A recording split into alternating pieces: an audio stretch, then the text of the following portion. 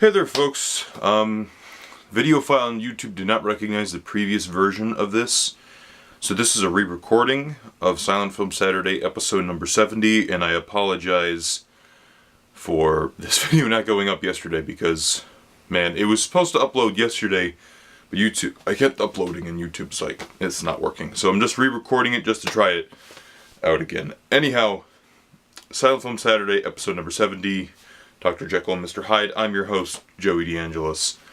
This week's episode is about, the strange case of Dr. Jekyll and Mr. Hyde. You recognize it. Many of my fans probably know of the Frederick March, or have seen the Frederick March film from 1931.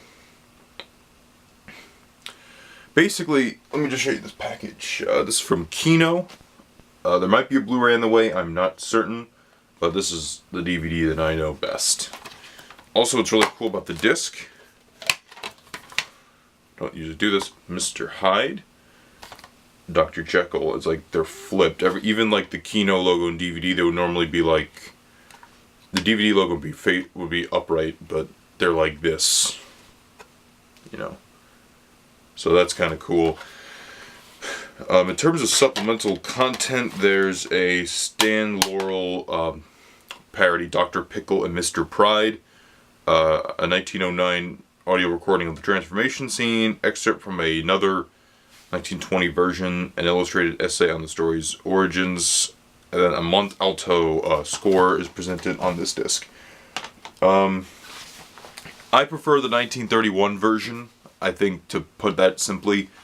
A lot of these characters just seem like the kind of stock types in a silent movie. I just prefer the other version more because, I hate to say this, but in sound I was able to appreciate those characters a lot more than I was in this film. But John Barrymore as Dr. Jekyll, you can kind of see why they cast Frederick March, because they have a very similar profile.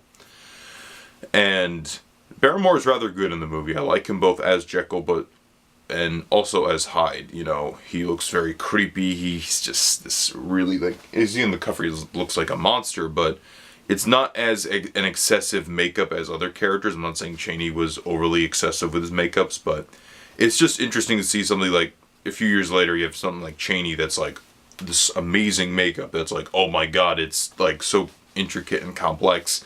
This guy, it's a bit more subtle, but you still get the impression that he's a monster, and I really appreciated that. Especially in the transformation scene where there's very limited or no makeup use in that scene, where it's basically just, it's Barrymore transforming into the monster, which is really cool. If you want to ask me which one I prefer, the 1931 transformation, 1920, I like both for different reasons. The other one, makeup is just amazing, and the way they're able to use the light tint, the camera tinting with like red and blue filters and all that stuff is really cool. But this is awesome. It's just this one take thing where he's just like convulsing and contorting himself into a monster in this one shot. It's not like a stupid CGI effect or anything like that, which is awesome. As for the film itself, it's similar to the 1931 version, or I should say 1931 version is very similar to this, because he has like a lady friend in the, Hyde has a lady friend in like the dance halls. Jekyll has a fiance. You get the story. But I just appreciated that stuff in the 1931 version more because you had Miriam Hopkins in that one. And it's hard to argue with that, I think.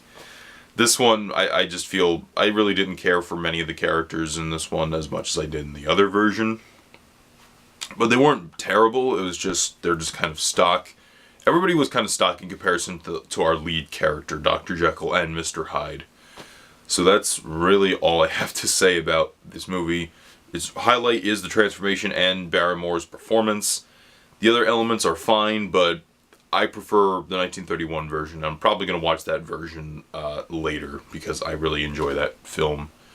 I'll see you guys next week when I review The Man Who Laughs.